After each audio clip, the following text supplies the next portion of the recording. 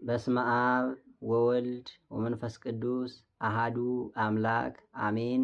በአብ አበው በወልድ ውልደ እግዚአብሔር በመንፈስ ቅዱስ መንፈሳውያን የተሰኛችሁ የእግዚአብሔር ቤተሰቦች በኃያሉ በልዑል እግዚአብሔር ፍጹም ሰላምታ ሰላም እላችኋለሁ። እንደምን ቆያችሁ?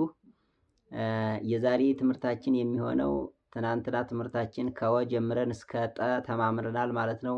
ዛሬ ደግሞ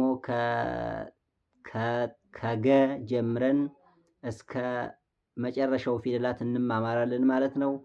ሕፃናት ተከታተሉ። ደብተር እስክሪብቶ መያዛችሁን እንዳትዘነጉ ተከታተሉ። ገ ጉ ጊ ጋ ጌ ግ ጎ ገ ግዕዝ ጉ ካዕብ ጊ ሳልስ ጋ ራብ ጌ ሐምስ ግ ሳድስ ጎ ሳብ ጠ ግዕዝ ጡ ካዕብ ጢ ሳልስ ጣ ራብ ጤ ሐምስ ጥ ሳድስ ጦ ሳብ ጨ ግዕዝ ጩ ካዕብ ጨ ጪ ሳልስ ጫ ራብ ጨ ሐምስ ጪ ሳድስ ጮ ሳብ ጳ ግዕዝ ጱ ካዕብ ጲ ሳልስ ጳ ራብ ጴ ሐምስ ጵ ሳድስ ጶ ሳብ ጸ ግዕዝ ጹ ካዕብ ጺ ሳልስ ጻ ራብ ጼ ሐምስ ጽ ሳድስ ጾ ሳብ። አሁንም ጸ እንደ አይኗ አ ሆና ማሏ ላይ ሰረዝ ያለባት ጸ ማለት ነው።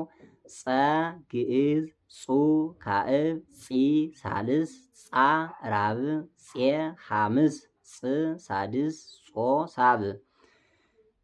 ፈ ግዕዝ ፉ ካዕብ ፊ ሳልስ ፋ ራብ ፌ ሐምስ ፍ ሳድስ ፎ ሳብ። ፐ ግዕዝ ፑ ካዕብ ፒ ሳልስ ፓ ራብ ፔ ሐምስ ፕ ሳድስ ፖ ሳብ። እንግዲህ የፊደላችንን ጨርሰናል ማለት ነው። አንዴ በደንብ ፐን ላስተምራችሁ ማለት ነው። ፐ ግዕዝ ማለት መጀመሪያ ፊደል ላይ የሚገኝ፣ ፑ ካዕብ ማለት ሁለተኛ ፊደል ላይ የሚገኝ፣ ፒ ሳልስ ማለት ሶስተኛ ፊደል ላይ እንደሚገኝ፣ ፓ ራብ ማለት አራተኛ ፊደል ላይ እንደሚገኝ፣ ፔ ሐምስ ማለት አምስተኛ ፊደል ላይ እንደሚገኝ፣ ፕ ሳድስ ስድስተኛ ፊደል ላይ እንደሚገኝ፣ ፖ ሳብ ሰባተኛ ፊደል ላይ እንደሚገኝ ለዛሬ ጨርሰናል ፊደላትን ማለት ነው። ከዚህ ቀጥል የሚሆን ትናንትና ናኩተከን ተምረናል። ዛሬ ደግሞ አቡነ ዘበሰማያት የሚለውን ወይም አባታችን ሆይ የሚለውን በአማርኛ በግዕዝ አቡነ ዘበሰማያት ብለን እንማማራለን። ተከታተሉ።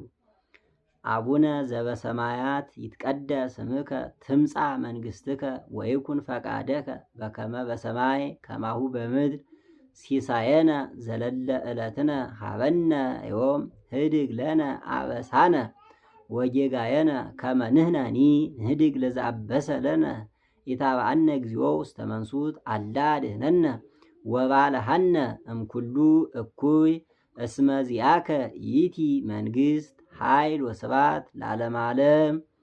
በሰላመ ቅዱስ ገብርኤል መልአክ ኦ እግዝእትየ ማርያም ሰላም ለኪ ድንግል በህሊናኪ ኦ ድንግል በስጋኪ እመ እግዚአብሔር ጸባኦት ሰላም ለኪ ቡሩክት አንቲ እማንስት ወቡሩክ ፍሬ ከርስኪ ተፈሥሒ ፍሥሕት ኦ ምልዕተ ጸጋ እግዚአብሔር ምስሌኪ ሰአሊ ወጸልይ ለነ ምህረታ በፍቁር ወልድኪ ኢየሱስ ክርስቶስ ከመ ይስረይ ለነ ኃጣውኢነ ተማኅፀነ ብኪ።